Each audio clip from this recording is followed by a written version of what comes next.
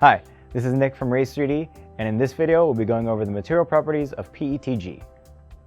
PETG is a great medium between PLA and ABS with a few other special properties. PETG usually prints around 230C, falling right between PLA's 215C printing temp and ABS's 250C. It has a similar density to PLA, but is not as hard as ABS, so it can be more susceptible to scratches. PETG has some of the best layer adhesion properties as well. This means that parts will overall be more durable, however removing supports can be more difficult. PETG is more chemically resistant, so unlike ABS, it cannot be vapor smooth, but because of its superior layer adhesion and higher transition temperature, it can survive more intense post-processing than PLA. For more technical information on PETG or any of our other filaments, you can go to race3d.com.